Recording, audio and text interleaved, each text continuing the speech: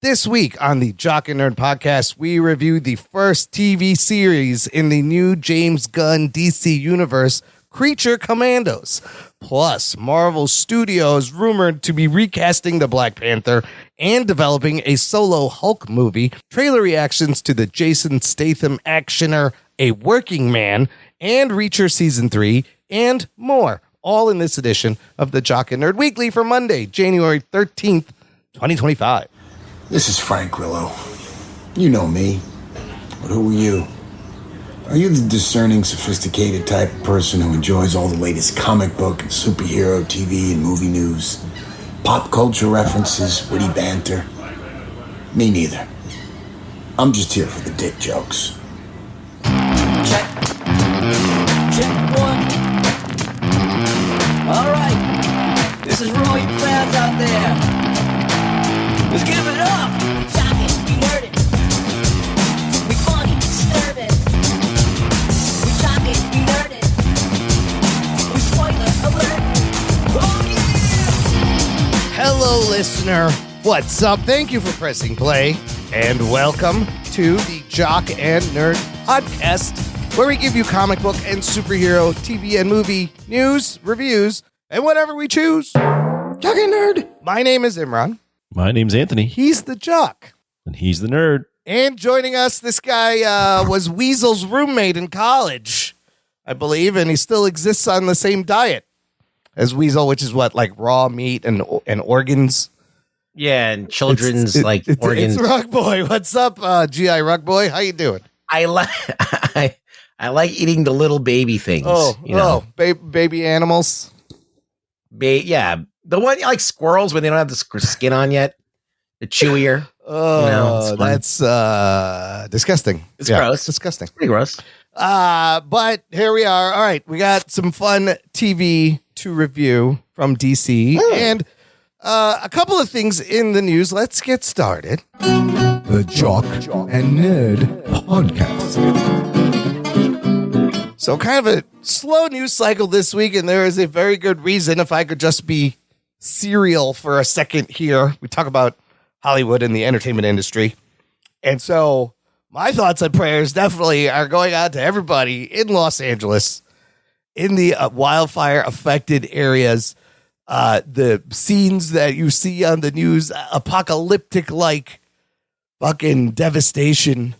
Is this the worst one? It seems like the worst one. Because there's always a terrible Los Angeles fire, like every 6 months. Oh, this one, from what I've read and talked to from people in LA, friends, this is definitely the worst one for. I think this is the first one that's like affected celebrities, so that's why we know. Well, Malibu and thousands of not just $1 million celebrity mansions, but regular people's mansions, businesses burning in that Palisades fire. Anthony, you know people out there? How are they doing? Oh, yeah. How are they doing? Some people have had to evacuate. I mean, it's pretty bad. It's very dry and a lot of wind. If this is not completely unexpected. Like, that Rogan is the source of truth or anything. I saw that video. There was a clip where he had a guy on, and it was just a matter of time for something like this to happen. Yeah, saying it's inevitable. The right winds, and 100-mile-an-hour Santa Ana winds with that fire. That is crazy. No bueno. And usually these fires are on the outskirts, but the way it burned like through to the coast, like they're still going. So they're still going. Yeah. Lots of fires. I think they got like 10% containment or something. Yeah. One is like 14 and one is like 30%. So if Tony Stark was a real dude. Yes. Or even Elon Musk, who is a real dude, who just doesn't give a fuck about them right now. But yes. I figured you got the ocean right there. You can't make like a giant tube in the ground that sucks in the ocean and like spreads it out there. Yeah. I mean, you can't, you only gotta use it as a last resort when there's a fire because salt water fucking ruins everything. But I feel like salt water is probably easier to survive a one-shot deal than fire.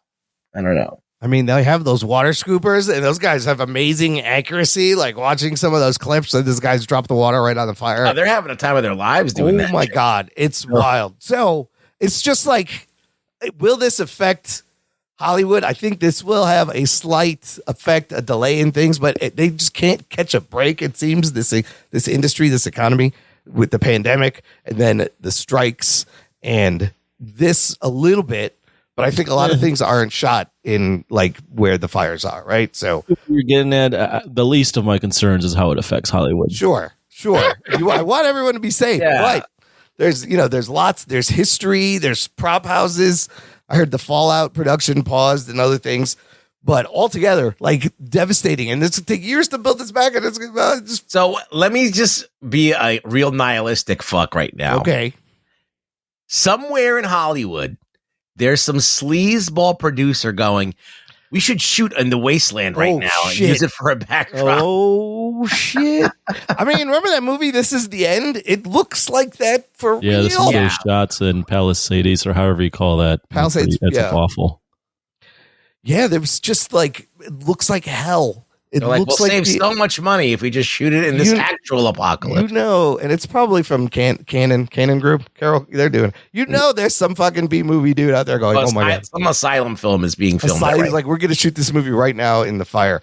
I just hope everybody's safe. And celebrities are losing their houses, but regular people are also losing their shit. Well, look, it sucks that this is happening, but I hate to be a dick about this, but it's kind of like the same thing with people who live in like tornado infested areas, in hurricane areas or hurricane areas. Yes. Like you got to be prepared for this and you got to like understand where you're living. Do you rebuild there? LA has already lost a lot of people who've been moving out. They already had a housing shortage and the Hollywood entertainment industry has a job shortage as it was. I think this, the economic impact after this it's going to be rough. There's going to be some rough times. Right. We are not the people to talk about this. No. And the takes that are coming out of our mouths, Jesus Christ. I'm just saying, I've been following this story all week and like listening to different angles, and it's just look. It's we crazy. all understand it's terrible. It's terrible, but it's not like these things haven't been happening like all the time. Like the past 5 years, or the past 2 years, even there's been a ton of fires, and they're not doing anything about it.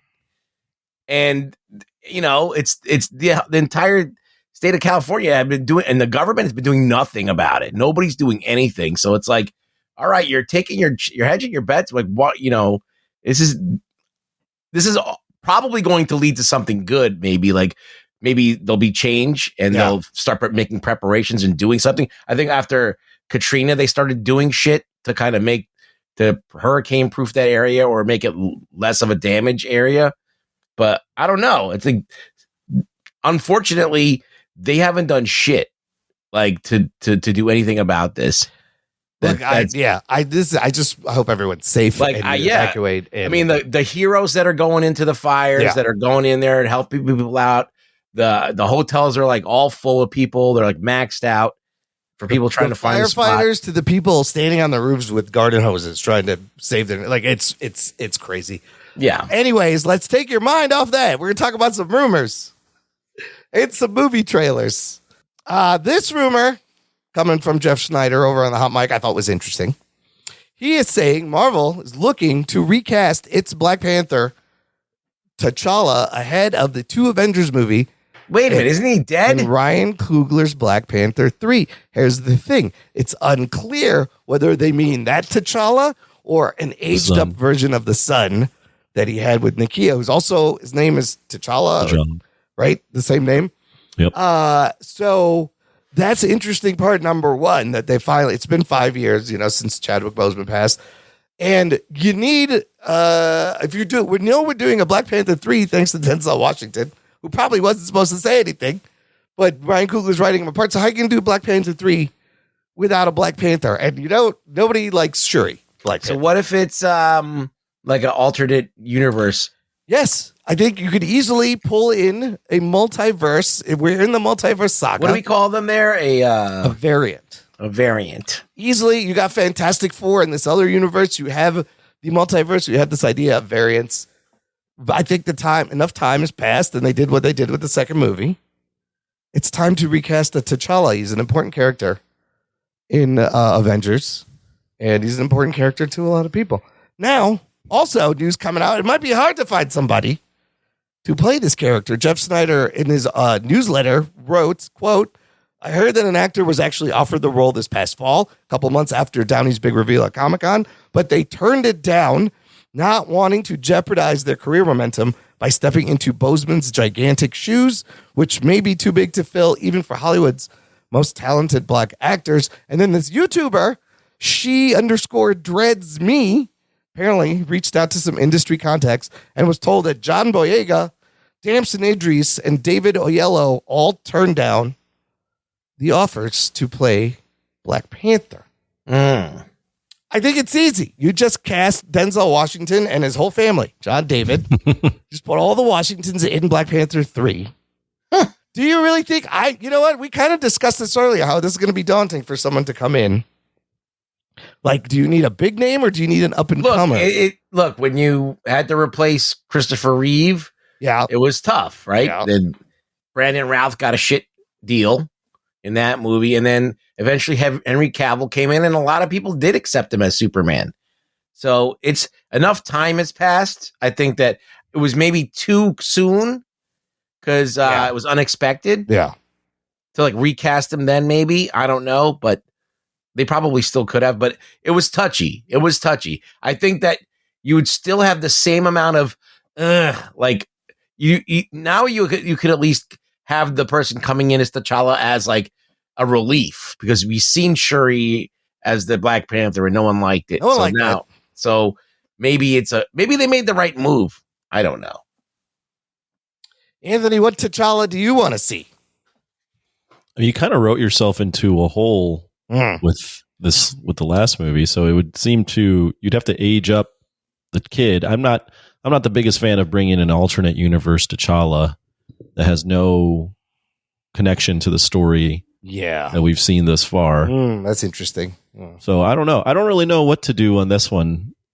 I get what they were doing when they didn't recast him, because Ruggs mentioned it, it was sudden. They probably wanted to be sensitive to the fans, and the intent was good, but they also wrote themselves into a hole. So there's two moves. You either age up the kid. I mean, they named the kid T'Challa for a reason, right? Yeah. Like they plan to have the kid probably be something. It's just the kid's a child in the universe, or you do the alternate universe. Of the two, I don't really know. I don't really like either. What if they? Go first. I was going to say, what if it's an adult version of the son from an alternate universe? Is that the same? Oh, what if, or like in the future? What if you take the baby into the microverse and come out and 1 million years have passed? Oh, you take him into the quantum realm and pull him out. Yeah, do one of those things. There's one of the. I mean, there's all sorts of comic book bullshit you could do. Yes, you could write a number of things. I guess I'd prefer aging up the kid rather than an alternate universe T'Challa. I mean, the second movie was cathartic, right? I think we all kind of did need that. And yeah, it was too soon. Things were in motion. They had this movie scheduled and planned and in production. Yeah. But like, it's the Shuri thing. It kind of doesn't really make a lot of sense. Yeah, I mean, Shuri's not didn't really make a lot of sense. It's just not, not the best. But I think just pull in another T'Challa from another universe. Maybe he sees what's going on. He comes in to help. With Fantastic Four coming in, they could have time travel machines. It could be from his universe. I don't know. But I think it's smart to start to think about putting Black Panther back in, because you need this guy to lead your adventures, right? But T'Challa? Yeah, I think T'Challa in like the ensemble wise is important. Him? I mean, right now the character is a baby. Well, I'm saying the normal adult T'Challa would be a great. You need a leader. He could be the leader. I guess that probably would have made sense. And I think that's what they were going to do with Chadwick Boseman's Black Panther. Yeah, perhaps. I think, I'd just speculating. It probably seemed like they wanted Black Panther and Captain Marvel to step up, and both plans it hasn't played out the way they thought they would. It didn't work. You know what? Just bring everyone back. That'll work. That's what they're going to do. Listener, let us know what you think. Join this conversation. You can join our Facebook group. It's called Jock and Nerd Nation. Jock and Nerd. It is an exclusive closed group just for you to hang out. There's spoiler threads, other fun things. All right, let's move on to this rumor. This rumor is kind of interesting, too. There has been for many years a rumor of a Hulk movie, just a standalone Hulk movie, but there's been rights issues with Universal and who can make it, who can distribute it, blah, blah, blah. From that scooper, My Time to Shine, hello. He's a reputable source. There's a lot of she_dreads and my scooper to time hello or whatever. That guy. There's that Daniel Rickman. There's a bunch of them. Some are better than others. But this guy says, or girl, nobody knows. I can confirm now that a World War Hulks movie is in development. Oh shit! Yeah, and that's not a typo. World War Hulks. It has developed into as now we're gonna have 4 Hulks. Right? We will have 4. A red one, a green one, a little one, and a girl one. Green ones, 1 red one. Yeah, and then you got the kid, Scar, in the Hawaiian shirt. Okay. I don't know how useful he will be. But then there's also been chatter for a while about a Hulk versus Wolverine movie. And then this rumor gets even crazier. Another scooper says they have heard Kevin Feige has reached out to George Miller to direct either the World War Hulks movie or Thor 5. Oh, because he worked with that dude. Chris Hemsworth in Mad Max Furiosa. What do you guys think about all this? I think if they could return to Rage Hulk and make him big and a scary monster, I would love to see World War Hulks. Wah-wah-wee-wah. George Miller doing a World War Hulks movie? That sounds kind of fucking amazing. Well, the thing with the World War Hulk, the storyline, I've read the storyline, is Hulk gets pissed off because the Illuminati sends him to space and Planet Hulk. Right. And then he thinks that the Illuminati blew up his planet where he developed a life. So he comes back full of rage and wants to take out the Illuminati one by one and is basically in like a berserker mode where you can't stop him. He just keeps getting angrier and angrier and angrier. And at the end, Sentry stops him. Yeah, but I've read that's a great World story. War Hulks, I don't really know. Yeah, they're gonna have to change the story. Doesn't mean anything. Yeah, the whole story is different. They burned a little bit of that story in Ragnarok too, with that Planet Scar and him being there. Yeah. That was kind of like part of World War Hulks. But and I think I read another rumor. Imagine Captain America: Brave New World. Harrison Ford, President General Ross, becomes Red Hulk. If the government is now able to create Hulks. Maybe this is the conflict that the Hulk's got to team up to stop the government from creating more Hulks or something. You could fucking make something. Well, you have the Abomination there. Oh, yeah. You got Tim Roth sitting in the fucking cell there. Did the rights revert back for Hulk? I'm not sure. I think Universal still maybe has like distribution rights, but I feel like it's getting close to that time where they'll be able to make a solo Hulk movie and not have to use him in an ensemble. Yeah. So I mean, they've been wanting to do a Hulk movie forever. Yeah, it's just for a long time. I think the rights may be getting to that point. There was another rumor that from Jeff Snyder, Spider-Man 4 might be Spider-Man Punisher street level versus the Hulk. Because, and I didn't know this about their contract, Spider-Man, Sony and Marvel's contract, where Marvel can use Spider-Man, Sony can distribute it, but also Sony, I think, has a deal with Marvel that they have to use an OG top-tier hero in every Spider-Man movie, which is why you get Iron Man in the first one, Nick Fury in the second one, Doctor Strange in the third one. Hulk being in this one would make sense if that's contractual. Is that a real thing? That's what Jeff Snyder was saying on the podcast. Okay. Spider-Man and Punisher versus Hulk? Yeah, well, I think they can lead in from Daredevil, and but he might be getting his own show. And, I don't know. Punisher's first appearance was in the Spider-Man comic book. Yeah, but I don't know how this has to do with Hulk. This is stupid. It would be the Fantastic Four Spider-Man fighting Hulk. That would be fun too. That may cost too much. It seems like they just got they want to do something. Yes. What if it's Spider-Man and the Thing versus Hulk? There you go. Yeah, then these movies essentially have been like Marvel team-up issues, right? That they've been doing, but I didn't know it was contractual. But yeah, if all this is in play, Hulk, George Miller, Spider-Man 4, that's kind of exciting. George Miller almost did that Justice League movie, and it sounded fucking wild. Miller doing a Marvel movie. He's in his 80s. It's never going to happen. It would be awesome. Likely at all. I know, right? I'd never thought, but he has said that he watches all these movies, and like it's movies are movies to him, and he's aware of them. But you mean he doesn't hate on them like every other? No, not like this. It's not cinema. Yeah, no, I think he said that it's cinema. Like he's acknowledged that there's like look at his movies. He's got to acknowledge some of what's going on in these superhero movies. But for Marvel to land him for Marvel, that'd be crazy. That would be. Yeah, it just seems like they have a lot of ideas floating, and there's a lot of mashing of ideas. Yeah, and they're trying to figure it out. Yeah, I feel like everything's still kind of in the air as they work out what they're coming out with this year. Which brings us to our next story: Captain America: Brave New World, coming out very soon, February, Valentine's Day, President's Day weekend. Opening projections, they're saying it's expected to do 86 to 95 million. That sounds good. Yeah, that's pretty good over the first 3 days of the 4-day Valentine's Day, President's Day weekend, and 100 million plus over the 4 days. That's not bad. That sounds good. That's actually pretty good. The comparable 2014.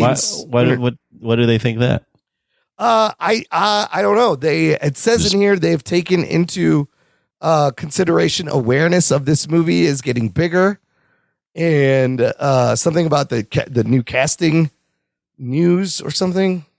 I don't know, but they I mean that is apparently awareness. It's pretty high right now. Captain America: Brave New World with audiences. I mean, Captain America alone, the name Captain alone. America. Yeah. I do find that interesting that they're and I think do that well. There's a rumor of a new trailer coming out possibly this week.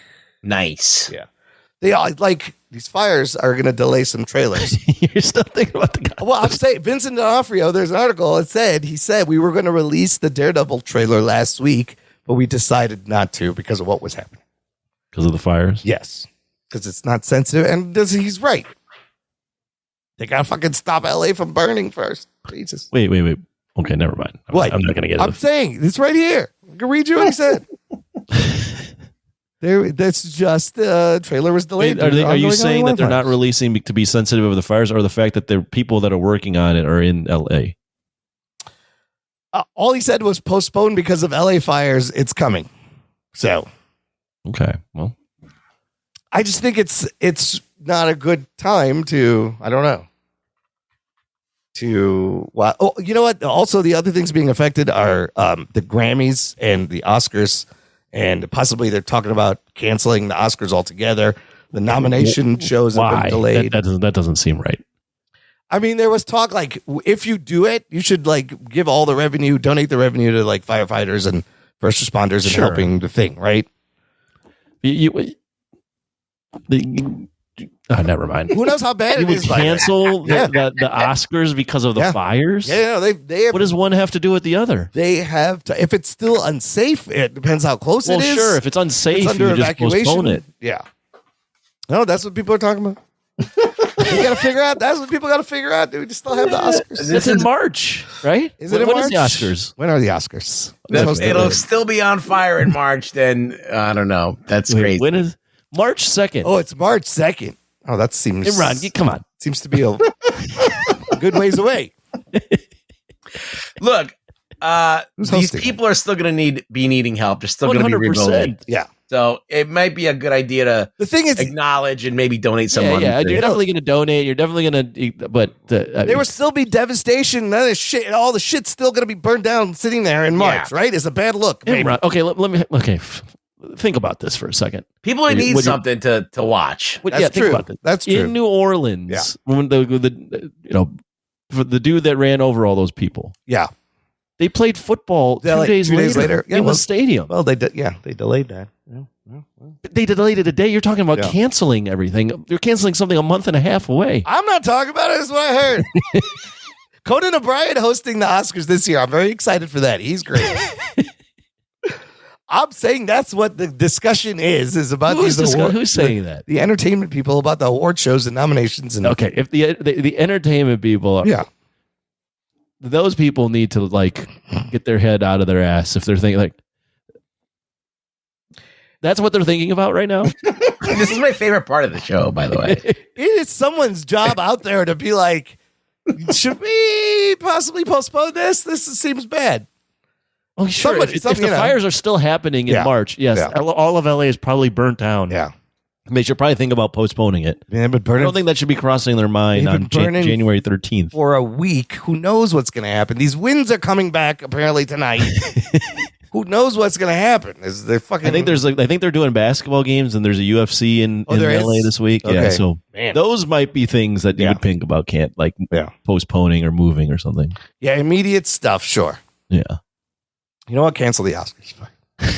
I'm going. Okay, hold on. Delay the trailers. Dude, if I see a trailer and LA is on fire, shouldn't joke. Super insensitive. It is. Speaking of trailers, we're going to talk about some. Okay. I got a segment here called Action Movie and TV News. People, get ready. Yeah. Is this a new segment? No, I don't know. I'm making it up. Sure. Okay. Action movie news is the thing. I think we might have to pivot, add more action movie news. Action movie news. Action movie news at 10. We're starting with a follow-up. Anthony. We should have a bumper to this. Yeah, I need air. Wait, we could go action movie news. Coming at you hot. Yeah. Action movie news. Get to the chopper. Every minute on the 8th. Rip out your spine. I offered you a chance to be a cop, and you blew it. Follow up on The Running Man, Anthony, the remake you were excited for. Yes. Edgar Wright, Glenn Powell in the lead. They have cast the game show host Colman Domingo. Great. He's going to be playing. Who's that? You don't know Colman Domingo? Come on, bro. No, who's Colman Domingo? Colman Domingo is an Oscar nominated actor. Currently, he was in Sing Sing. And he's got Colman Domingo. He's going to be nominated for. Oh, okay. He looks familiar. Yeah. What else has he been in? Rustin. He also got nominated for. He was Rustin. in Fear of the Walking Dead. Fear of the Walking Dead. Euphoria. Oh, he was in The Color Purple from a few years ago. He's in something called A Madness now. He's got a very. These are all voice. movies in my wheelhouse. Color Purple. He's got a very what? He's got a very deep voice. Yes, he does have a host kind of presence, like a scummy. I could see him definitely being that kind of guy. I think he can fill the role made famous by Richard Dawson. Pretty good. Who is an actual. Why not? I mean, he can do it. Sure. Family Feud's Richard Dawson, who sexually assaulted women on the show. Jesus Christ. Not really. He kissed them all. I'm just saying, you watch it now and you're like, I don't know if those women wanted all those kisses every time. But Richard Dawson was great. Was great in that movie. And Colman Domingo should be great. Again, crazy cast. Crazy director. Yeah. Crazy director. Edgar Wright. It's going to be fun. Let's move on. These are two trailers. This came out of nowhere. I had no idea. We were all excited about all these movies last week. Most anticipated 2025. This one has to go on the list because David Ayer and Jason Statham are single-handedly trying to keep the tough guy action movie genre alive. David Ayer did Suicide Squad. They brought us The Beekeeper, and now there's a trailer for this movie called A Working Man. Well, you got to talk about who's writing it. Written by Chuck Dixon and Sylvester Stallone. Chuck Dixon, Sly Stallone, your boy, Ruggs. And David Ayer's on. David Ayer, no. David Ayer kind of screwed that up. No, Chuck Dixon, it's based off a novel of Chuck Dixon's. Oh, okay. David Ayer and Sylvester Stallone are writing it. David Ayer, Sylvester Stallone, starring Jason Statham. You got Michael Pena. So he did The Beekeeper, Ayer? Yes, and Statham. Oh. My question is, how many titles are they going to run out of things to name these movies? Because Statham he's the transporter, he's the mechanic, he's the beekeeper, he's a working man. Yeah, I saw something in YouTube where someone was just like, is Statham just going to take every blue-collar job and be an action hero? The plumber. Yes, he's going to be the electrician, just like every electrician. the bricklayer. Isn't there? That's a different guy. Yeah, there is one. There is one called the bricklayer. Anthony, did you see this? What do you think about this? I didn't see it until you brought it up. Yeah. I watched the trailer. Yeah. Obviously, you guys know, the audience knows how I feel about The Beekeeper. Yeah. Great movie. Yeah. The same people are doing another working man, no pun intended, movie. I'm in. I mean, come on. Wait, this is exactly yes. 80s, early 90s. You take an older dude, a guy that you know physically looks like he can kick your ass, has that charisma, do some cheesy lines. Yes. Put him in a situation where he has to get revenge or find a girl. I mean, this is Taken, right? This is great. It's a Punisher movie. I mean, real quick, this is great. The synopsis is Jason Statham playing a former Marine who is now a construction worker. Befriends the construction worker family, and their daughter gets kidnapped, and of course he gets sucked into taking down a human trafficking ring. Of course. Right. Why not? You have David Harbour as the blind weapons specialist. David Harbour just having an incredible time being all these crazy characters. Ruggs, this is a movie Sly, I feel like, would have done. Yes. Which is why he wrote this. Yeah, I mean, it's got 90s and 80s action movies written all over it. If it's anything like the B, I mean, it's not going to have B puns, unfortunately. But it might have construction puns, which is just as I don't think it's going to have like a secret network of crazy operatives and stuff like that. But he's definitely going to go against some kind of sleazy. Is it Russian mob? What is it? Who are the bad human guys? Human traffickers, whatever. Human traffickers. Yeah. So fuck those guys. Yeah, everybody hates them. It's a great bad guy. It's going to be fun to watch him kick all their asses. It's going to be great. Absolutely. So this isn't, look, it's not rocket science. You got a decent director that knows how to do it with The Beekeeper. He knows what the audience wants. We are not looking for anything crazy. We're looking to be entertained with this movie.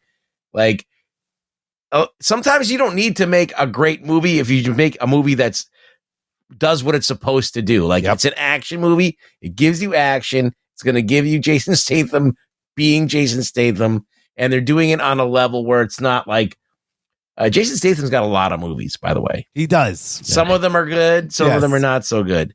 But the ones that are good are always fucking all-timers. Like Ruggs, what is your overall thoughts on Jason Statham as an action movie star? Because he's had a run. He's keeping it alive. I remember the Transporter one, the first time I saw that movie, and I was like, dude, is this the guy from Ghosts of Mars?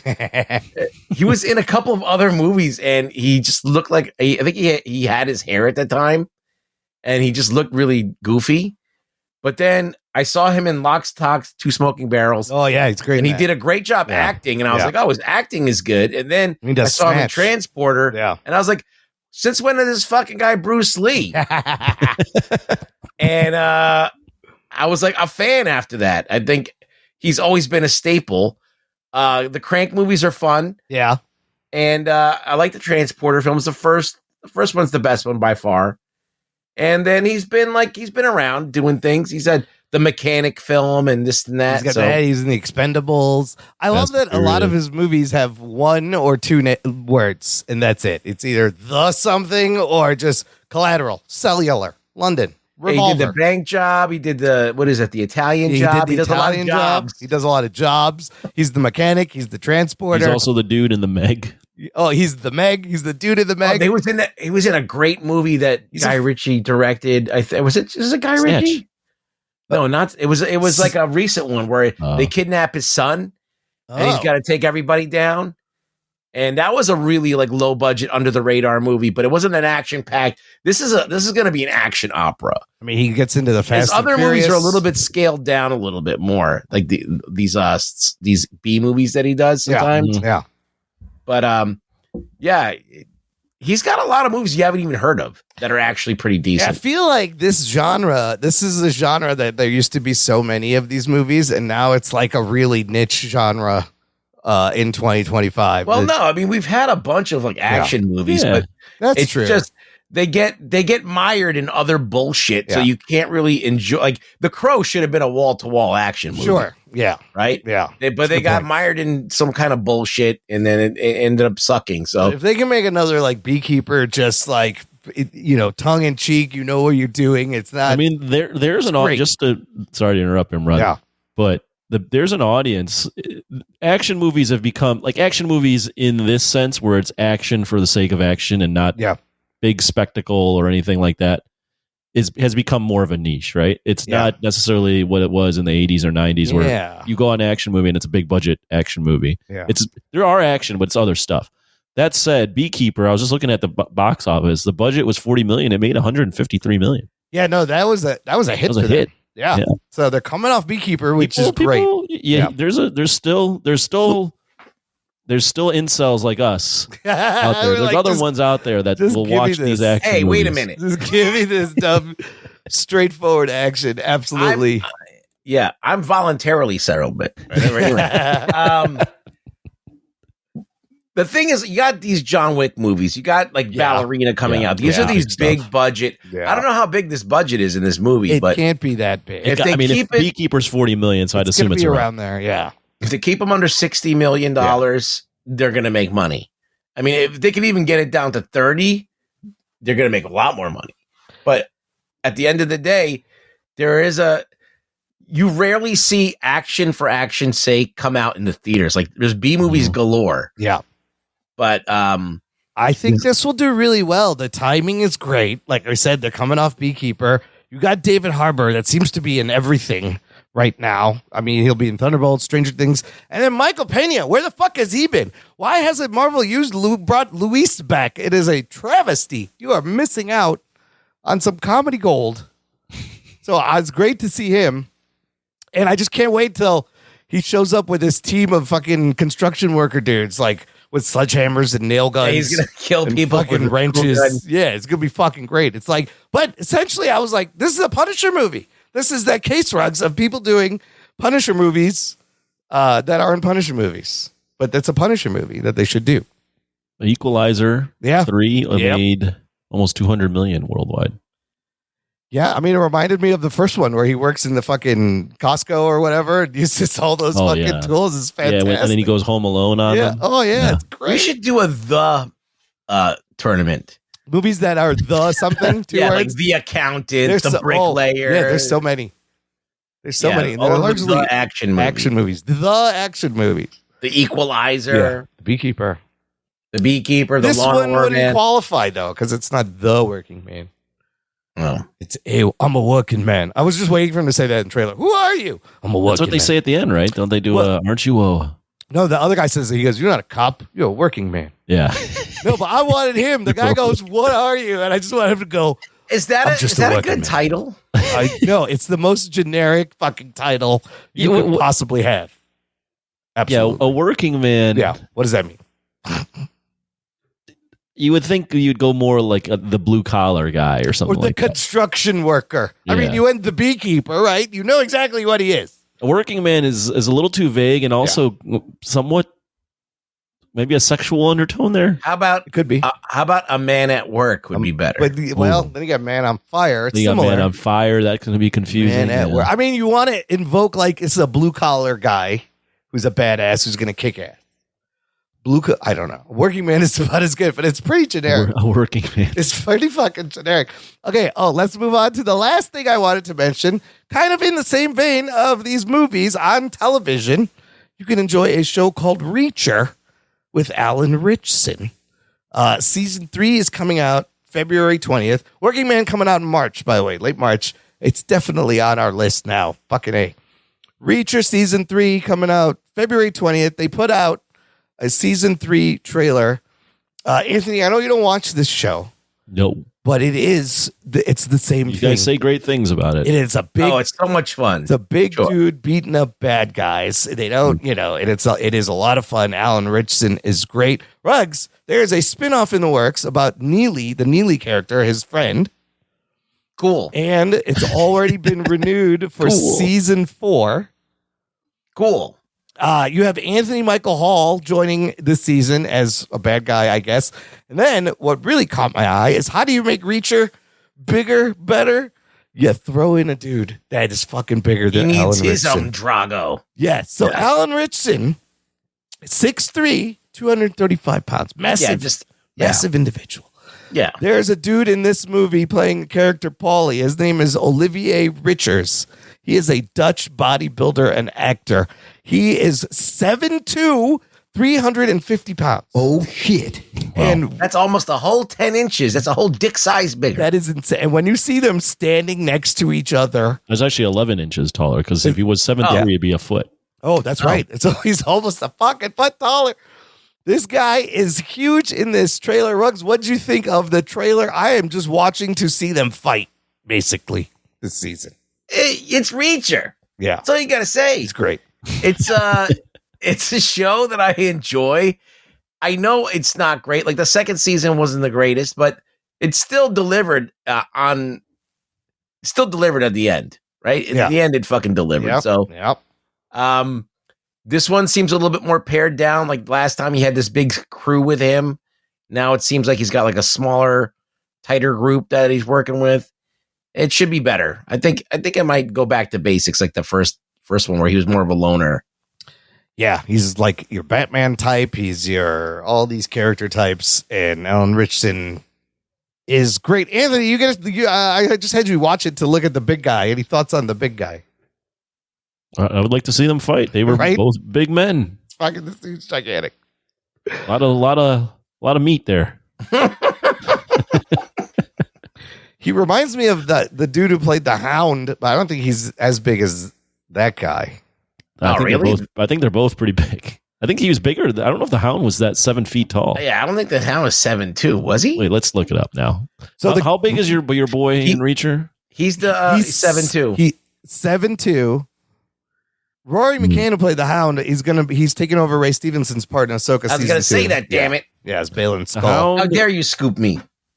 The Hound was Rory McCann. Wait, the Hound or who was the bigger guy? The Mountain. The Mountain. The Mountain was bigger? Yeah. The Hound was 6'6". Oh, he's 6'6". So he's bigger than Richson, but not as big as... I don't think you can find a bigger guy than this Olivier Richson. 7'2", 350 is fucking huge. The Mountain was 6'9", 409. Jeez, this guy towers him also. Oh my God. Would be in between him and Alan Richson. That's crazy. Those are some big boys. Yeah. Yeah. I wonder how much, they got to be eating a lot. That's a lot of calories to keep the fucking fuel burning. You'd be surprised. For sure. Just raw meat all the time. All right. Some fun stuff in the genre. What do they call you? They call me the plushie. No, I don't know. They call me the puddle. They call me the squishmallow. Right? Plushie. The plushie. They call me Fuzz Wolf. I don't. They don't call me that. Who's calling you that? Let's go. Look, we're going to take a break here, play some promos. And we'll come back and discuss the beginning of James Gunn's DCU with the full season of Creature Commandos. Right after this. After these messages, we'll be right back. Check out what's been going on with the Pop Culture Cosmos Show and the PCC Multiverse. I see the potential for basically like another Netflix kind of paradigm shift where here comes this other major player. They have a ton of resources. Apple could change the way that entertainment is consumed. They say it's the only time this year that you'll have stars from each brand battling each other, and we know it's not going to be the case, but they like to say that, and more power to them, I guess. Well, it's a big first step, bringing all those superheroes together. There were definitely some parts of the movie that I really enjoyed, and then there were some parts that I thought just kind of fell short of expectation. Part of it has to be something to do with how it's being promoted, and this is a thing where audiences do not agree with critics. That's the Pop Culture Cosmos Show. And the PCC Multiverse, every week on Apple Podcasts. And over a dozen of your favorite streaming and podcasting options. Transmission commencing. This is Wookiee Radio. Translated for the Wookiee impaired. I like that Wookiee. Your hosts, Ken, Derek, and Mike, bring you the latest news and commentary from the far reaches of the galaxy. Hold it. Hold it. I said hold it. Subscribe today on iTunes and Stitcher. I just assumed it's a Wookiee. Start listening today, and remember, the Force will be with you, always. Doc and Nerd. Listener, if you enjoy this show, this is a great time to join our fan club on Patreon. Visit jockandnerd.com/Patreon. Jock and Nerd. And you can give back, support the show on a monthly or annual basis, and get access to an exclusive podcast feed where the shows come out a little bit early. There's bonus movie reviews. There's instant reactions. There's bonus content. Hours of more fun stuff to enjoy. You can join us on our monthly Discord hangouts. Those are also fun. This month's, the first one for 2025 will be January 23rd. There's always a link in the episode description or our Patreon page and other fun tiers to give back. Check it out. jockandnerd.com/Patreon. All right, gang, let's get to this week's review. We now have one full complete season of the kind of first official soft launch of the new DC studios under James Gunn's and Peter Safran's guidance, Creature Commandos. Season 1 is out. We're going to talk about it. Here's your spoilers. Strap yourselves in, you fucks. Spoiler time. What we got here? 7 episodes. 7? I think it was 7. All written by James Gunn. Writing all 7 episodes. Here's your main cast. Kind of a crazy, eclectic cast of characters. Indira Varma playing the bride. Sean Gunn, his brother, as G.I. Robot and Weasel. Alan Tudyk as Dr. Phosphorus. And he did the voice of Clayface. And this other character, Will Magnus, the scientist that was studying G.I. Robot. Zoe Chow as Nina Mazursky. You have David Harbour, again, showing up everywhere, as Eric Frankenstein. Your boy Frank Willow, Ruggs, of course. Yeah. Rick Flag Sr. Maria Bakalova, we were just talking about her, as Princess Ilana Rostovich. Anya Shalotra as Circe. Viola Davis, returning as Amanda Waller. Steve G, returning as John Economos. And then some fun guest casts like Peter Serafinowicz as Victor Frankenstein. Michael Rooker was in there. Yondu as the guy who befriends G.I. Robot in his flashback. Anthony, why don't you tell us, what is the show about over the 7 episodes? In a nutshell. Well, Amanda Waller, after the Suicide Squad, cannot set up a human team. And she's got an issue in Pokolistan, where a Pokolistani princess, queen, whatever she is under threat by a metahuman, and she needs to go in and try to save her. So she puts together a team of non-humans to go out there and try to save her. And while that happens, we learn more about who these people are and how they've gotten into this situation where they're now Waller's slaves. And a mystery unravels in terms of why this princess was even under a threat. Yeah, you get flashbacks interwoven with this overarching storyline. Where do we want to start? Do you want to go through some favorite flashbacks of yours? Well, maybe opening thoughts, right? Opening thoughts overall. And sounds like a good idea. We'll dig into the final episode once we talk about kind of the flashbacks. And I kind of want to know, what did you enjoy, the flashbacks more or the overall storyline? Was that part as strong as the flashbacks? No. Okay, we know. Let's move on now. Moving on. Anthony, what about you? Overall thoughts? Start by saying I really enjoyed the show. Very easy to watch in terms of 20-minute episodes. I think, to answer your question, I think the most enjoyable part, first off, I think you gotta really you gotta be on board with James Gunn, and I am. Yeah, I like James Gunn's style. I like what he does. I like how he weaves characters. This is exactly in his wheelhouse. In fact, it could be debated that, not even debated. It's definitely true. He is the type of guy that injects himself into the superhero. Because if you look into some of these characters, Frankenstein, for example, this is not how they are in the comics. Yeah, Eric Frankenstein is a unique take. Now, it can be debated, when you're dealing with F-level characters, if this is okay. Yeah. Like, no one actually knows who these characters are for the most part. So whatever. That said, I enjoyed the show. I think, to answer your question, I felt like the backstories were the most intriguing part. Yeah. The plot was a bit rushed because you had these black stories and also black stories. Jesus Christ, that's racist. There's black stories. Well, there also were white and green and yellow and robotic stories. And fish stories. Yeah. So the plot was a little rushed. I thought the end was a bit confusing, and maybe we can unpack that later. Overall, I like the show. I think you got to be a Gunn fan. It's not really any different than what he's done on the Suicide Squad and Guardians in a sense. Yeah. But I found the backstories to be really interesting, and I think we can even debate which backstory was the most interesting or heartbreaking. But the ending was a little rough, and I think the usage of Frankenstein was kind of pointless in the end. That was interesting. We can unpack that later. Overall, though, I really did enjoy the show. Right. Ruggs, overall, did you enjoy? Did it entertain? It did its job with entertainment. So I enjoyed that. I definitely thought the overarching story was very weak. Yeah. And without the reveals of the origin and each of them a little tragedy in and of themselves. Yeah. That was kind of that's the brand of this you're tuning into. You're tuning into seeing this James Gunn brand. This James Gunn like tragic story. He was kind of every character making them more and more sympathetic, and you could see the behind each character.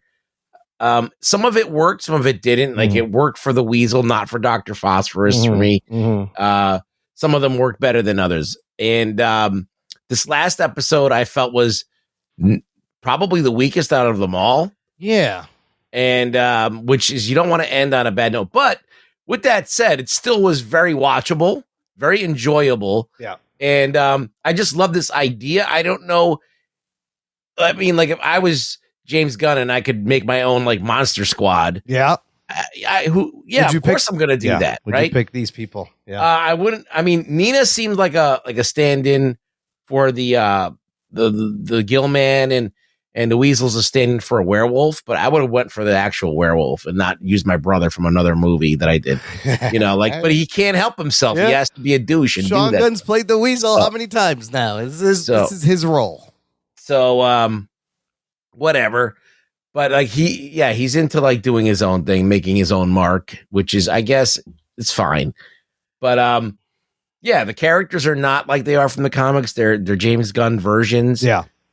But all in all, it still was entertaining, and none of these characters I really give a fuck about, so I'm cool with it. Yeah. So yeah. I think that if you're going to fuck with shit and you're going to kind of like do your own thing, do it with stuff that nobody cares about. And that's what he does. That's that old junk over there. That's been his MO from Suicide Squad, Peacemaker, these guys. He's found characters nobody gave a shit about. I also was thoroughly entertained. I did enjoy the series overall. It's very James Gunn. I mean, he literally drew himself into the credits. I don't know if that was necessary, but it's James Gunn. He's gonna James Gunn. But yeah, what is he good at? He's good at making you feel sympathy for these characters and then fucking ripping your heart right out.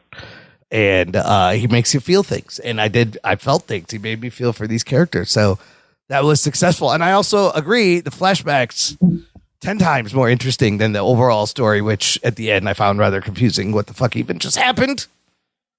But you guys, let's go through all their origins real quick. How about that? Start with that first? Okay. On the first episode, we are given the bride's origin.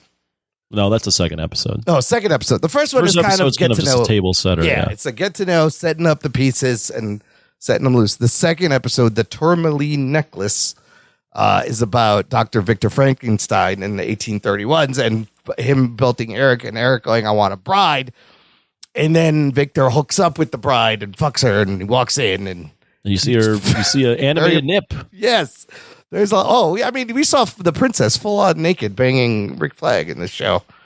But yes. And so that leading to a centuries long rival between Eric Frankenstein and the bride as he searches for her. He's not a rival. He's her stalker. She stalks her and she tries to avoid him. Comments on this. What'd you think of this? I thought it was cute. Like it sets up the character as being like a creepy dude, and it's an interesting take.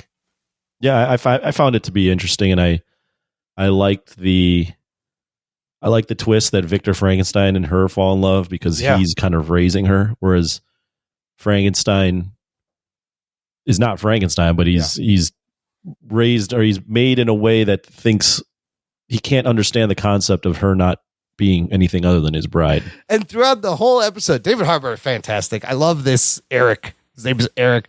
I love his vocabulary and his verbosity. And the whole time, everything she does, he just spins like, well, that means she really loves me. It must. Of course. And he has some great lines as he describes her to the cabbie in that last episode where he was like, I forgot what he said. Her lips are made from like pig genitalia or something. But the bride, pig intestines. Pig intestines, the soft pig intestines. The bride I love this character. She was a crazy character, kind of hot-headed, and would just always choose violence. And I guess can fly and is really strong. She can fly? I don't know. She can leap really high. It looked like she can fly. She's just jumping. Okay, so then you have episode 3 called Cheers to the Tin Man. This is your G.I. Robot flashback. Anthony, what was his story? He is a robot that was programmed to kill Nazis in World War II. When the war was over. Yeah. No more Nazis to kill. He's obsolete after the war is over, and all he wants to do is hang with his friends and kill Nazis with them. And then they end up at longs for it. Socialist party or something with the Nazi flag. And this, I mean, the tragedy is great on multiple levels where the guy who finds him and kind of gets him back in the 60s or whenever, or it was in the 90s. I think it was the 80s, maybe. Or maybe it was the 80s or 90s. And he brings him in his home and then he ends up just getting fucking murdered at the end. And then they rip your heart more as you love G.I. Robot. And that episode ends with Cersei just blowing him the fuck up. That is the last we see of him until the very, very end. I was like, no. Conveniently he blows up, yes. Yeah, G.I. Robot, fantastic. I love that episode. I laughed really loud a few times when they are these Nazis, sir? Yeah, the Nazi stuff and his whole personality is great. Yeah, like the him and Nina's little relationship, and she says something along the lines like, "Isn't it beautiful out there?" He's like, "I don't enjoy any landscape without dead Nazis." It's been 74 years since I've killed a Nazi. It's just gotta. I mean, that's all he was programmed for. You gotta update the programming, but just charming and he was great. Yeah, he's awesome. Episode 4 called Chasing Squirrels gives us the Weasel's flashback. Ruggs, what do we learn about the Weasel? We learned that the Weasel is actually just an innocent bystander. Yeah. He's a weird weasel man, and he hangs out with some kids, and he's playing around with them, and he's actually not hurting them or anything. He's just kind of like doing a thing, and then some asshole... It's like, we can't have this weasel around these kids. And then that leads to shenanigans, and the school gets on fire and kids get injured, and they blame the whole thing on the weasel. Yeah, so, I love how all we heard about him was that he killed 23 children, right? Like they said that in the Suicide Squad. They said it in this one. You think he's just some psychopath, and this reveal... fucking heartbreaking. And there's a lot of instances in this show where the cops are just fucking shooting first, asking questions later. Just there's another one in the last episode, the cops shoot. I'm like, what are you doing? And the fact that he couldn't save the kid. I love the Weasel. Anthony, what do you think about the Weasel? That whole bit later where he's like hanging out with the wolves, like he makes friends with them, like all the little interactions. He's a fucking great character. I enjoyed the Weasel episode. I liked. Not the story was heartbreaking. It's the fact that he can't communicate, and everyone shoots, and got really dark with the kids dying. Yeah, I thought the Weasel was fun too. Yeah, I don't know. Those noises are just adorable, and he's a big part of the final act there. So then the next episode, they kind of take a break from the main characters. It's called The Iron Pot. You learn more about Victor Frankenstein after there was an explosion or the thing. He floats down the river, and he's found by a gypsy woman who nurses him back to health. And time again, there's like people are helping these characters, and then they just get murdered.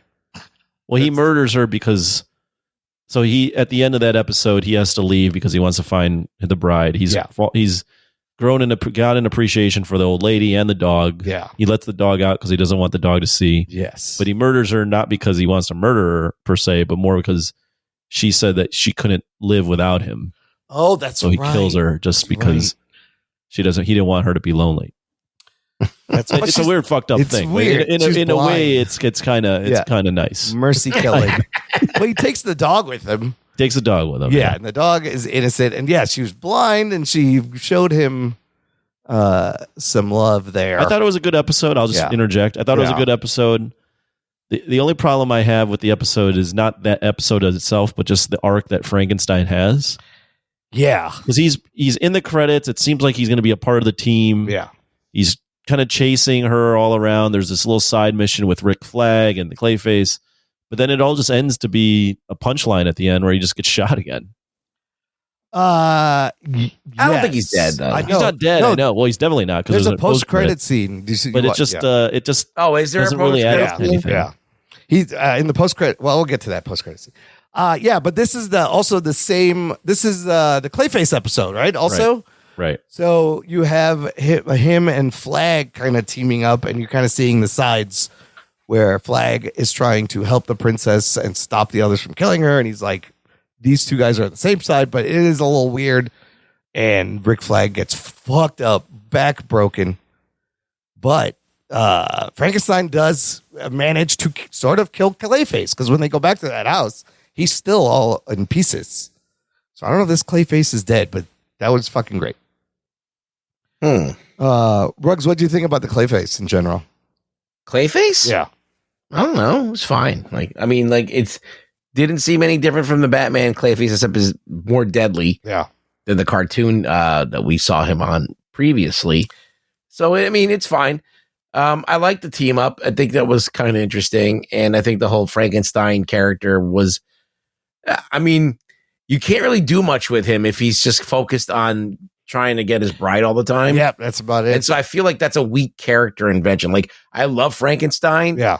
And this like myopic Frankenstein is like, it's a different Frankenstein's monster. It's not the best. You can't really do much with him. It's like, it's pretty one note. Yeah. So Clayface, that's a waste of a good character. I thought it was interesting them using a Batman villain. It's our first little hint of Batman. And then the next episode, we get another hint of Batman. This one called Prietel Skelet. And it's about Dr. Phosphorus. What does that mean? I don't know. That's what that girl called him. Pretty Skeleton? Maybe it's Pretty Skeleton, because skeleton, I clearly mean skeleton. I'm not sure what she meant by Prietel. Maybe Pretty Skeleton. He's like, oh, you think I'm smiling, aren't you? Don't you? She wasn't afraid of him. This one, what happens to this guy? Oh, he's a scientist, and he's working with the mob to develop a cure for cancer, and then they betray him and throw him in the machine. Well, he was wasn't he doing, I forgot exactly what he was doing, but they found out he was doing something that was good, and they were but it was not serving their interests, and because of that, they brutally kill his wife and kid and then frame him for it. And then throw him in the radiation thing. Yeah, very like Dr. Manhattan from Watchmen. And then it gets crazy as he becomes this Dr. Phosphorus, embraces being a villain. And you see it's like Batman 66. He's in the Iceberg Lounge. There's a dance scene for some reason. But then he mentions he was captured by Batman. You see a fucking silhouette of Batman. Geek boner. Real quick. And then everyone was like, oh my God, who is that? Who would be that guy? And I'm like, it's a fucking drawing of a silhouette. Just relax. It doesn't mean he's cast the Batman.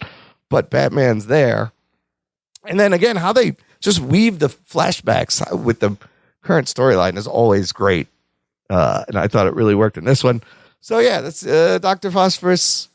His was okay. I wouldn't say his was my favorite. Yeah, he's got the worst name, I think. Terrible. And then finally, the last episode, along with it bringing the end, also gives us Nina Mazursky's origin. Very tragic. Anthony, what happened here? So for what it's worth, I actually like Dr. Phosphorus's origin too. Oh, you did? What did you like about that? I thought it was brutal. The whole murder. I thought it was really dark. Really, I liked everything. I liked every origin. I liked. He does go and kill the mob guy's family in front of him as retribution. Yeah. The only thing I guess I didn't like is him all of a sudden becoming like the Joker. Yeah, he kind of was, or like the Penguin or the Joker, or just he had the purple suit on. That was weird. Yeah. Also, when he burns people, like sometimes he can just touch people, and sometimes he'll just melt right through them. Yeah, no, I know. And then how does he able to wear clothes? Why don't the clothes burn off? How do you control this? How is this working? It's a cartoon. I guess he does, but I don't know until he does. He must just like subconsciously be able to. Dr. Phosphorus does have very dark origin. And well, let's get back to Nina, because the one thing that's different from Nina than all these other characters is these other characters seem to have a bit of a violent streak in them. Either something's happened that's tripped them, that's flipped them. Even Weasel, right? He's innocent, but when it's go time, you see it in his face. Right. He just snaps. Now, Nina, very different situation. Not entirely sure what her use is for the team. What was her origin, Anthony? I liked her origin too. She was born as a girl with her lungs outside of her body. Her mom is horrified by her because she thinks it's just a burden. Her dad really loves her and wants to figure out ways to take care of her, builds her an iron lung or whatever. Yeah. Then tries to help her, but turns her into a fish. Yeah.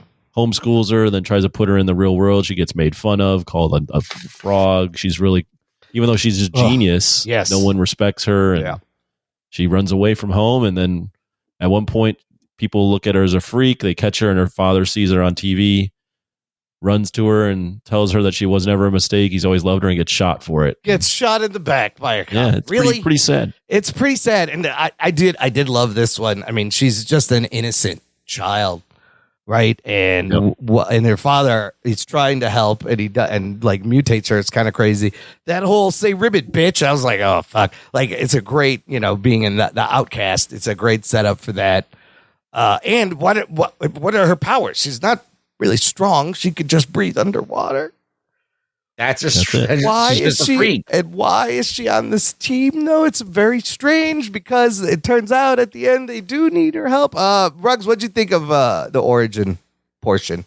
I thought it was fine. I thought it worked well. Yeah, it was sad. It emotional, pulled the heartstrings. Yeah. It was definitely a tough situation. I mean, James Gunn was trying to bring the tragedy out in every character.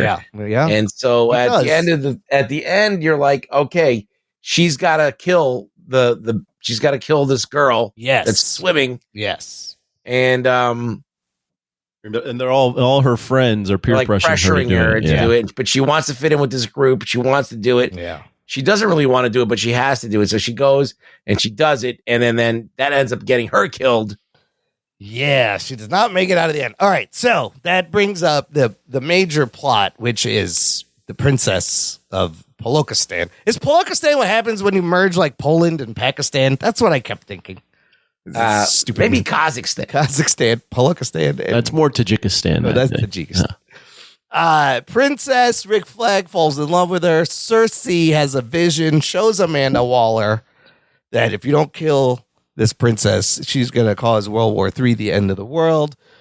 She sends the team to kill her while Rick Flag kill the princess, while Rick Flag and Frankenstein were going to go and stop them, although Rick Flag gets fucked up, and in the last episode, he's still barely conscious in a hospital bed. Unclear if he survives. I mean, he's going to be... He does. He wakes up and says it's Clayface. Yeah. Oh, yes. And then he passes out again. So and they follow the professor that backed up Cersei's vision to find out that's Clayface. So this is where I get confused because it turns out the princess hired Clayface to impersonate the professor, but they were believing the professor, which was sending them to kill her. Right. So I'm not sure how that makes any sense, but this is the big reveal. It doesn't. So the princess is swimming and there's guards everywhere, and somehow Nina slips into the water. They don't see her, and she fucks up, and the princess is evil, stabs the shit out of Nina. That's the reveal where the princess looks at her, and look, you can see that she doesn't mind killing her. And then when they're about to kill the princess, she gets the call from Waller saying we made a mistake, but the bride is not fooled. She knows about Clayface from the video, and she's like, I know, I'm just going to kill you because I know you're evil. And she fucking pops the princess. And she says I was her friend. Oh, because you killed the only she doesn't care about what the World War. She's like, you killed the only person. I was shocked when Nina did get stabbed. I didn't see that coming. Me neither. I was like, oh, fuck. This poor innocent girl finally gets a chance to do something. The whole time she's trying to make friends with with the bride. And she does have a breakthrough. And then, so anyways, all that's resolved.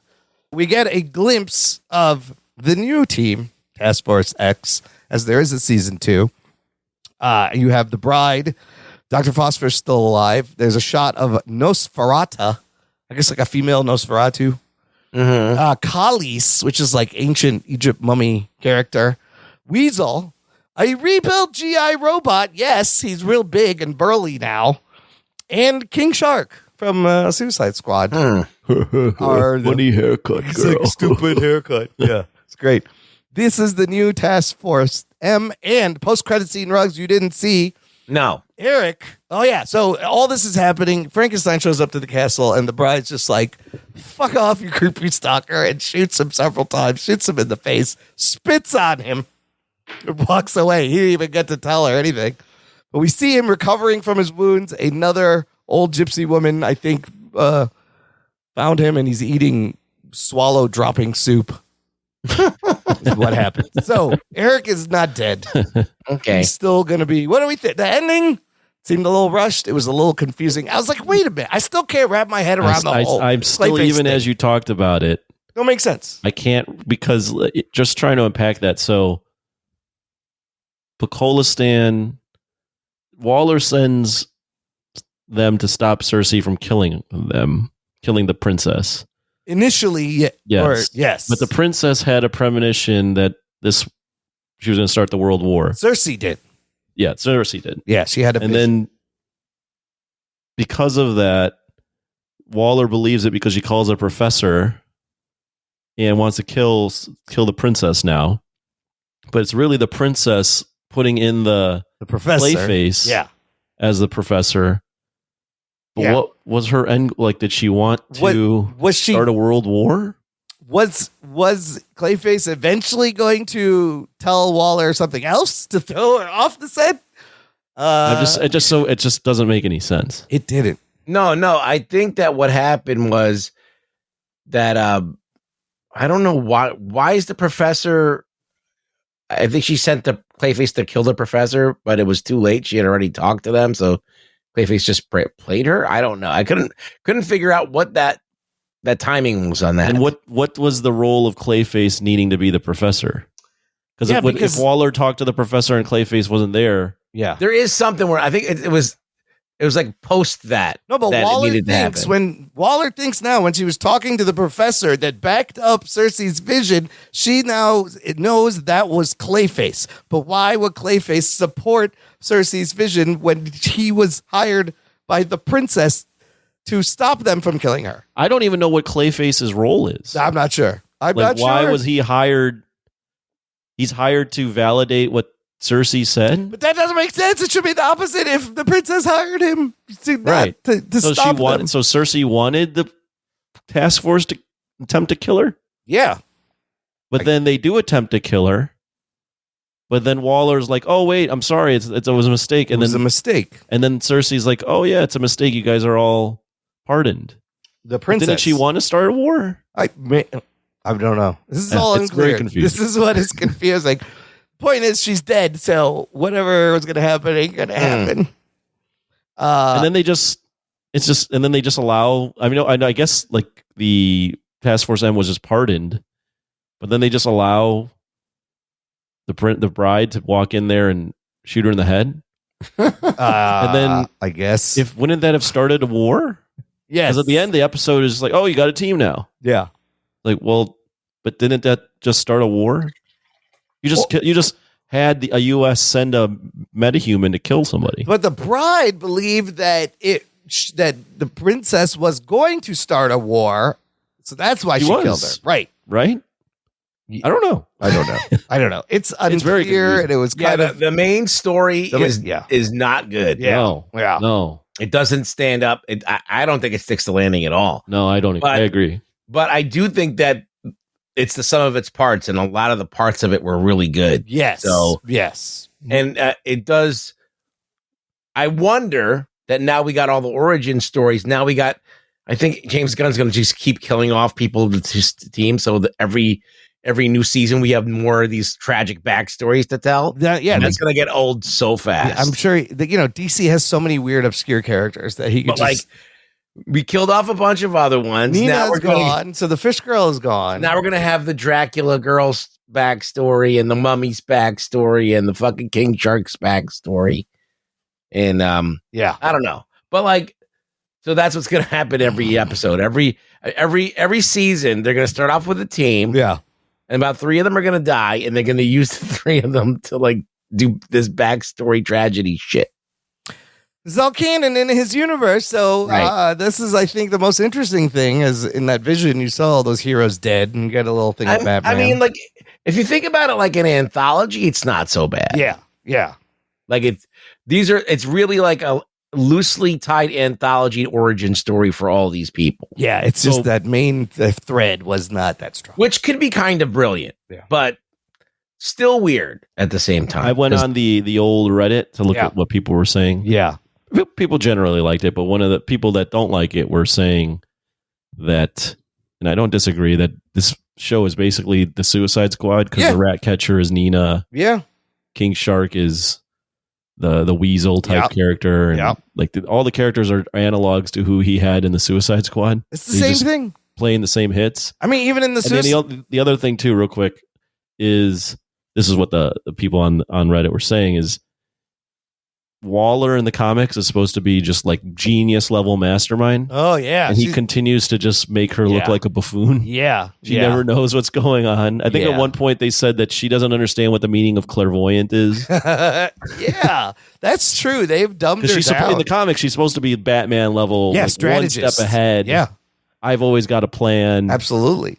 And she's just getting outsmarted all the time here. She's got her finger on the button, right? Always to blow. But this and in like Peacemaker too, she also got kind of outsmarted. Right. But it is Suicide Squad. Remember in the movie, like how they did the backstory for the rat catcher and it was really emotional? Same fucking thing. This is the same thing. Is he good at this thing? Yes. He's good that's his at thing. That's what Ruggs said a couple weeks ago. And that's the curious thing about Superman, right? Yeah, it's a big test. Is he can do this with F level, D level, whatever characters because Ruggs doesn't give a shit about them. But what happens when you get A-list? Yeah, play with that old stuff that no one cares about. I mean, so far we haven't seen him play. Can he restrain himself with the good stuff? So that's like he's got carte blanche with these characters because no one cares about them. Yep. The minute now you got people who actually know lore and want certain things out of these movies and expect certain things and have expectations of these characters, that's when he's going to get into dicey situations. I feel like he has a very niche way of doing things, and I don't think he should be the head of a studio. From what I'm already seeing, unless the Superman movie is great, that's my opinion. I feel like I was just telling Imran before we came back on, I was like, they need somebody with a more of a like Spielbergian sensitivity that Spielberg can make any kind of movie. He can make a horror movie. He can make a sci-fi movie. He can make a movie about fucking presidents. He can make movies about anything.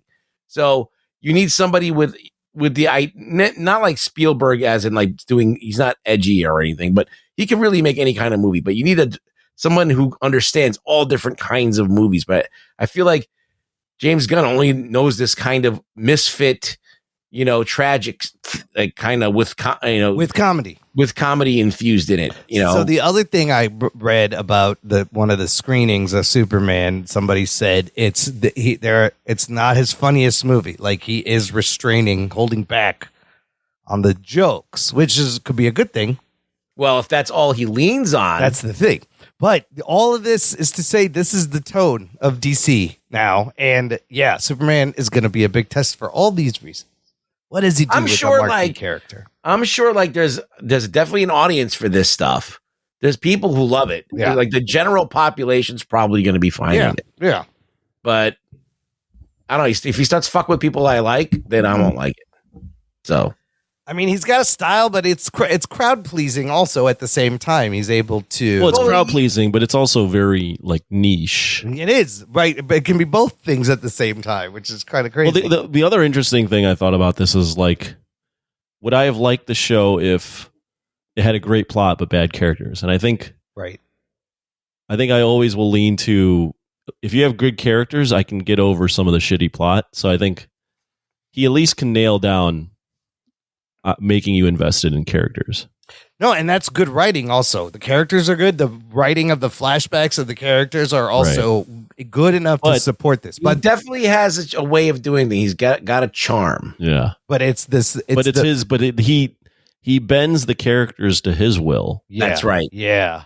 Oh, interesting. It's it's not necessarily honoring what the character is in the comic. The only way that could make the same comparison, imagine like Quentin Tarantino was in charge of the DC universe. Right.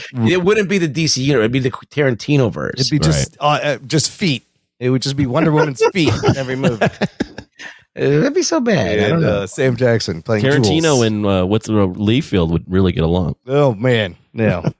One will kill. You kill him. All right, let's wrap it up. Final thoughts. Give me a score, Anthony. I was very entertained by the show. I said that off the bat. Yeah. I think there's definitely issues with the plot.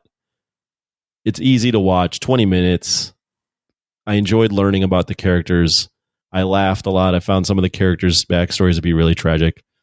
Plot really doesn't stick the landing at the end. And I think by doing origin / continuing the plot in every episode and not having an extra episode where you just focus on plot, right? It really is rushed. And I mean, that twist at the end just makes no sense. We just talked about it and I still don't understand what happened. Yeah. So I wanted to give the show, a high 9, 10, 8, something like that, but the plot's not there. So I'd go it's a solid 7. It's a good start for the DCU. All right. It's in a lot of ways, it's two things. In a lot of ways, it's very safe for James Gunn. Yeah. Yet also a very interesting choice to start off a D comic universe with an animated show about a Nazi killing robot. Yeah. Right? So it's like safe and not safe. I'm curious to see what James Gunn looks like outside of things of his wheelhouse. I mean, not just an animated show, R-rated, graphically violent animated show. In some sense, it's a risk, but then also not a risk, right? Because it's exactly what James Gunn has done for the last 8 years with anything he's put out. Yeah. All right, 7. Okay. 10 years. Yeah. Rugs, what about you? I feel like there's a place for a show like this. It's entertaining. He's, as I said, he's playing with the old junk that no one cares about over there. So, like, he can have carte blanche, free reign to kind of fuck up on anything. I mean, Frankenstein's been done a million times, so having a different version of Frankenstein, no one cares. Like, so he's not stepping on any toes here. He's not really bothering anyone. Yeah. And he's in the little corner of the DC universe, fucking around. That said, the anthology aspect of everyone's origins interesting. The overarching story was weak. And I feel like it had some issues. It definitely had some. I couldn't figure out what the fuck was going on with Clayface. I couldn't figure out what the hell the deal was with the princess and everything like that. So this was never going to be more than an 8. And I feel like I would have to knock it down a few points for the plot. So I'm also going to give it a 7. Yeah. No, I'm pretty much with you guys. Really, if they had, I was surprised that they put the Nina flashback and wrapped up the whole thing in the same episode. All you needed was one more episode, right? You do the Nina flashback, like you said, Anthony. Yeah, I think you do one more episode. One more 20-minute episode to like really wrap it up nicely. But like you guys, I was entertained. It's James Gunn doing what he does best. Great characters. He made me feel. It's emotional. It's heartbreaking. I'll give it a 7 also. And I think you're right, Ruggs. It's like it was going to be an 8 tops. But the way that kind of fell apart at the end left me scratching my head a little bit. Yeah. And you don't have much hair, so you're really scratching. I know. Now I got nothing now. It's just raw. That's painful. Yeah, it hurts. You don't want me doing that. Thanks, James Gunn, for scarring my bald spot. But good, solid. Yeah, this is the start of the DCU. We are here. It has begun. Let's hear a little bit about it from our listeners in News from the Nation. It's time for News from the Nation. It's time for News from the Nation.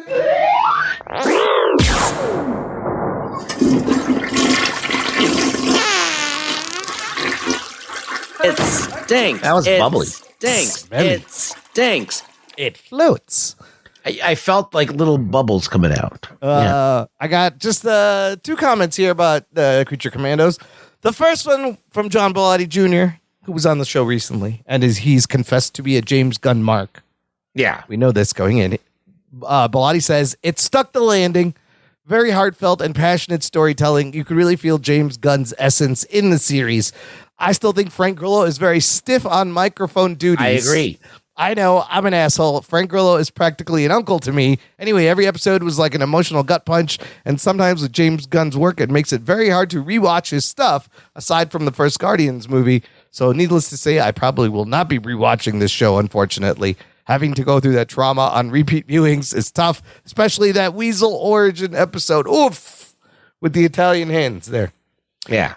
Look, we're gonna see Frank Grillo in Superman as the same character. No white hair, no yellow shirt, but yeah, I mean, he did a little bit at the end of some dying and some grunting, but it was a little stiff. I mean, I didn't feel like we really got to know Rick Flag. Maybe they didn't really give him anything to work with. Also, like, he's the character we got to know the least about.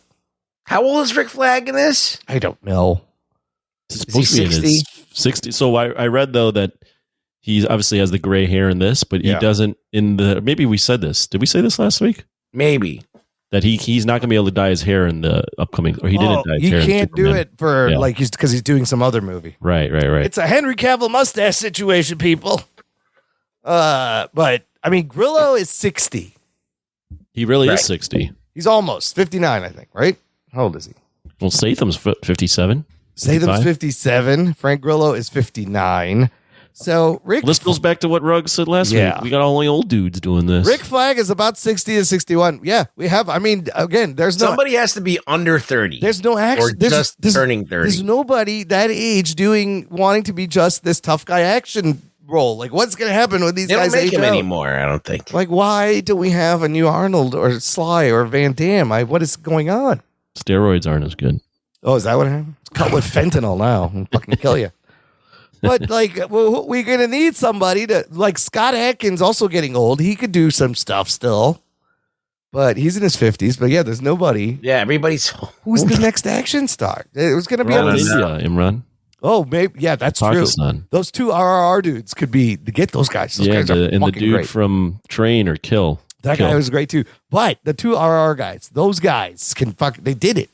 They can do it. Or we could just go to Kumail. Kumail? No, I don't think Kumail and Johnny. I don't think he likes being in that shape for What about the dude from Monkey Man? Dev Patel. Dev Patel's good, but he's so, like, lanky and skinny. You got to find a... Yeah, the two guys from RRR. I'm talking about, like, a guy who's kind of beefy. Yeah, that's the two guys like from RRR. Statham is beefy. Like, when he takes off his shirt in the in the transporter, Jake and he's Gyllenhaal covered in could be- oil. Come on, Yeah. you want to just start stroking it right there. Gyllenhaal could be beefy, but you got to stay in that shape. But he's getting up there. He's getting up there, too. All right. And then the other comment, mostly superheroes podcast for Logan Janis. You know him. He said, this show had a lot to accomplish and it delivered. Fun, heartfelt, a good story, and so many teases for the future DCU. Superman, here we come. James Gunn, keep going. They're also big James Gunn fans down because they're in St. Louis. James Gunn's from St. Louis also, I believe. Oh, really? Yeah. So, all right. Let's wrap up with some what are we watching there. Anthony? Water are we watching? Warder, you've been watching. Warder? Well, I've been all about football, so college football, playoff, NFL, but I am catching up on Squid Game season 2. So, will we be? Nice. We'll be ready for a review next week. Is that what? Yeah, we'll be ready. Oh shit! All right. I like it. Ruggs, are you caught up on Skeleton Crew? Yep. So there's one episode left. The finale is next week. Yeah. What'd you think about this last one? You had some betrayals. Yeah, he busts out the sword. There's little kids being threatened by a lightsaber. What does that remind you of? The younglings? The young Order 66. A little bit. That's right. But there's a betrayal, and then I don't know. It's fun. What's gonna happen? I don't know. It's fun. It's a harmless, good show. Yeah. It's a little adventure. Yeah, it's a harmless. Nothing bad. Like I have nothing terrible to say about it. It's something I could watch with the entire family if you want. It's very family friendly. It's feel good. Where there's a good mystery. There's some deaths. It's been a long time. I could say something nice about Star Wars. That's the thing. It's actually like a decent, solid, like just Star Wars content. Like it's good. Well, you know what? This is the great thing about it. It's as of yet. I mean, the stakes aren't that high, which makes it better.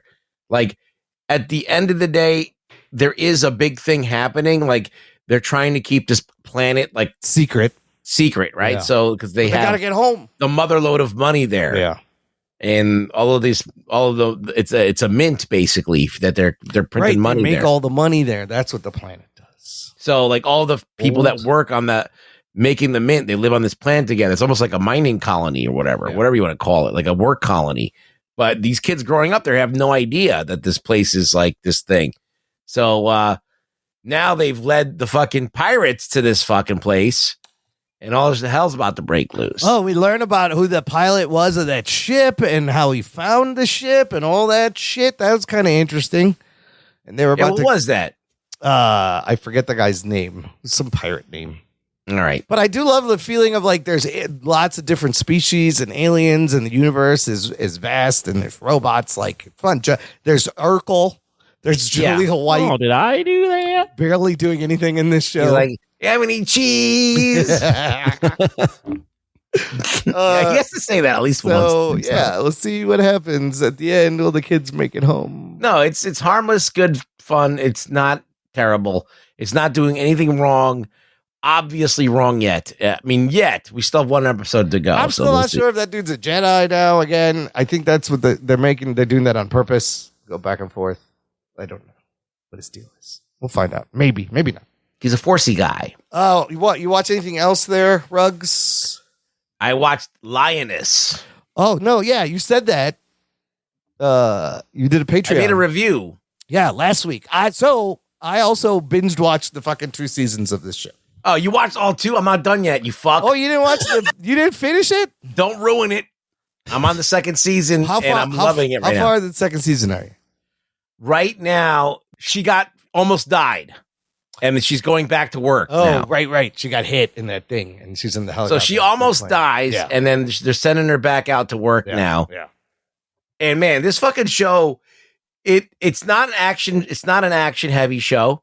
Like it does break into action sequences every once in a while because it's about them like doing these strikes and like embedding these spies, and then when the spy says go, then they come in and they fucking rock the house. Yeah.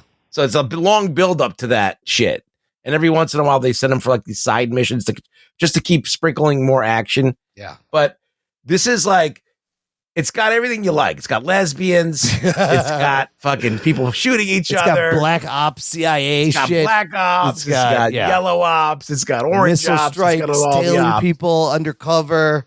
But I love this show. I've rather enjoyed it. The tension is great. Zoe Saldana is a fucking badass. She's great. My favorite line that she says is when she's yelling at the other pilot, and she's like, I outrank anybody in any room that I fucking walk in, okay? Yeah. So don't ask me what my fucking rank is. I feel like it blurs the line in reality as like the CIA uses the White House to manipulate the media and do things, and there's these black op things that they do that nobody knows about. I was like, holy shit, how much of this is real? But yeah, the CIA Lioness program where now I want to watch the other show that they just released, The Agency. Oh yeah, that's about. It seems like it's just like a fucking like a twin brother to this show. You know what else was similar to this? The Day of the Jackal that I watched. There was some similarities, but MI6 and this assassin. Yeah, I might check that out, but. I'm high on this Paramount fucking, and they all a lot of Paramount shows that I want to watch now that are all like old dad shows. Yes, like and then it's Taylor Sheridan. Army. It's Taylor Sheridan doing Landman and Yellowstone and all these fucking shows that are like these old dad shows. He's really good at. I don't know how he knows this much about like military and CIA shit. I don't think he does. Morgan Freeman's in it. Morgan Freeman is great. It seems fucking super authentic. Like this is how they do shit. I'll tell you what, I enjoyed the first season better than the second season. The first season has a more focused kind of plot and story. Yeah. The second season is kind of all over the place and it's weird. Yeah, it doesn't. It kind of starts and stops a lot. Yeah, and they don't. Yeah, and so but the first season fantastic. The girl who played the lioness also a badass. She comes back. She comes back in the second season. They need Cruz to come back. It's a good show. Now she's a badass. Yeah, right. Yeah. No, don't ruin it for me if she doesn't end up being. She was a badass. That was the beauty of her. She just wasn't good at the undercover stuff, right? So there's that moment where they're going in the firefight, and she's like, "This I know."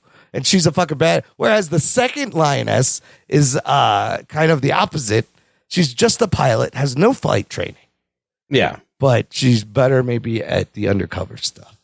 Yeah, and I like the whole team. The team's like great. Two Cups. Two Cups is great, and they're always shit. He's farting in the sleep and shit. Yeah, and then there's like the one dude with the beard, like the black guy. He's like really burly. Oh, and Tucker is great. He doesn't say a lot. He's very like strong, silent type. And there's like he just pops people. He's just like he's just like one-shotting headshot. I love how they all have jobs, right? They're like snipers or soldiers. And like there's that badass lesbian character who was actually going out with the other dude before she was a lesbian. Like that's a great dynamic. The team's great. And Nicole Kidman, I'm not sure what she did to her face, but she's great in this. No, she's good. She's good, but she's got like these duck lips that I'm like, she has. It doesn't look lips? Natural, but it looks like she's wearing a mask. But like, it's very strange. But Zoe Saldana, she's hot and badass in this. Absolutely. Yeah. She's but like I heard about this show being good and I was like, all right, I'm gonna watch it. And it is like a very girl power show. Yeah. But it's still good. Yeah. Yep. And that doesn't when you make that goes to show you can make like Acolyte didn't because you don't want to watch girls. That's a good point. There's all badass women in this. Is a show. Very girl powery show. Yep. This is about women fucking getting shit done. Yep. In charge. Yep. And they do every once in a while get into that. All right. But like, it's not about that. It's about like, listen, we need to make shit happen and then do it. And they fucking do it. They figure out a way to do it. And it's really satisfying when they get shit done. Yeah. You know? And so I think if you haven't watched, check it out. It's very good. Speaking about stuff about women, I saw this movie on Hulu. Oh. It's called Night Bitch. You guys heard of this? I've seen a few night bitches in my life. Yeah, it's not that kind of night bitch. The movie's called Night Bitch, starring Amy Adams. This is a very strange fucking movie. She becomes a dog? Yeah, this is what it's about.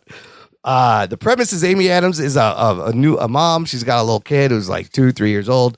The dad is not around. He's always at work. She's left to take care of the kid. She's not very happy being a mom or taking care of this kid. And then slowly, she, over the course of several nights, turns into a dog.